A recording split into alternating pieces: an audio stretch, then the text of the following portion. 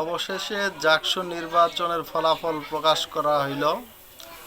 অনেক নাটকীয়তার পর এবং দীর্ঘ সময়ে পুঙ্খানুপুঙ্খভাবে হয়তোবা ব্যালট পেপারগুলো গণনা করেও শিবিরের জয় ঠেকাইতে পারল না।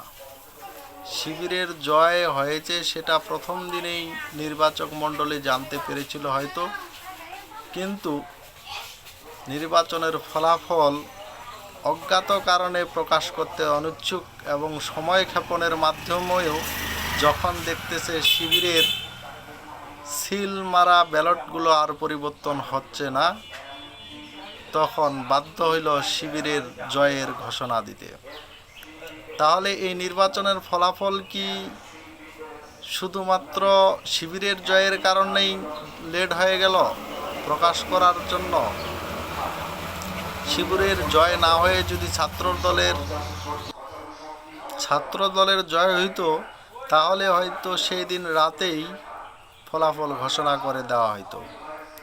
যাক, যে কারণেই হোক, যেভাবেই হোক, দীর্ঘ সময় পার করে হলেও শিবিরের জয়ে বা ভোটের মাধ্যমে জয়ী ব্যক্তির ঘোষণা নামে যে আসছে সেটাই অনেক। এভাবে যদি নির্বাচন কমিশন নির্দিষ্ট একটি দলের বাইরে যারা জয়লাভ করবে তাদের ফলাফল ঘোষণা করতে গিয়ে যদি এত সময় ক্ষেপণ করে, তাহলে জাতীয় নির্বাচনে যদি বিএনপি আল্লাহ না করুক জয়লাভ না করে, তাহলে রেজাল্ট যে কতদিন পরে বের হবে তা মানুষের অন্তত এই ছোট্ট নির্বাচনটির মাধ্যমে একটা ধারণা হয়ে গেল। তারপরেও সর্বোপরি শিবিরের জন্য শুভকামনা এবং বিএনপির জন্য সমবেদনা।